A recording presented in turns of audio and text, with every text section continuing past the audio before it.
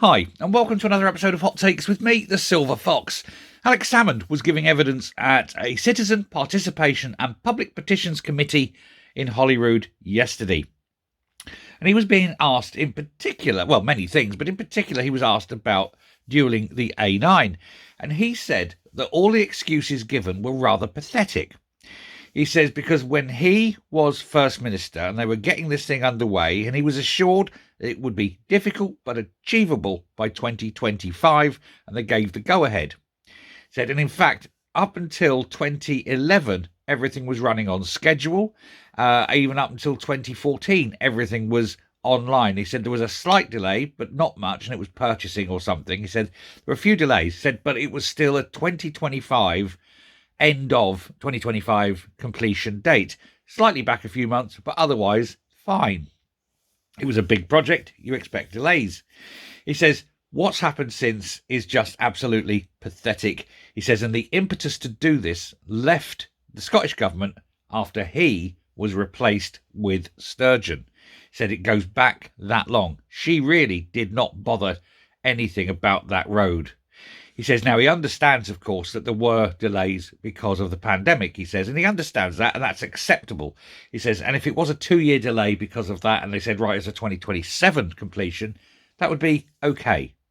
He says, but given that they've pushed it back to 2035, and even then, maybe not, he says that the excuses now that they're giving are utterly pathetic. He says that things like, oh, we must do an environmental impact. He said that was already done before they started, but now they want a new one to appease the Greens.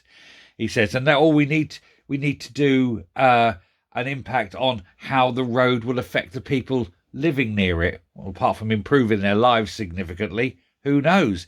He says, but the Greens kept putting up, time and time again, they kept putting up these excuses to slow it down. And that's only after they became part of government, of course. He says, between Sturgeon taking over and the Greens coming in about a few years ago, he says there was still slowdowns, breakdowns. They weren't doing it. They weren't pushing it.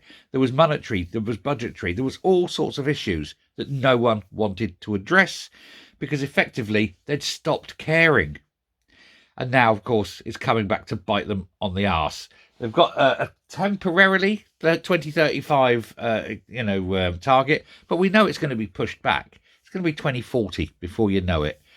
Possibly not even in my lifetime will that road be completed because they just don't want to bother their arses. It's too far away from the central belt. It doesn't really matter to them. Oh, it's jewelled when you get on at Edinburgh, but after that, nobody cares. And that's the problem. If you're not in the central belt, you don't count. And he's quite right. And it's nice to say something nice, isn't it? But here I go. Alex Salmond, well done. Well done. You're pointing out the fallacies and the problems. And it's no wonder you've got some little bit of respect from people. Don't agree with your politics, of course, but at least you call it as it is. Anyway, thanks very much for listening. Till next time, stay safe, stay well, and I will speak to you later. Bye.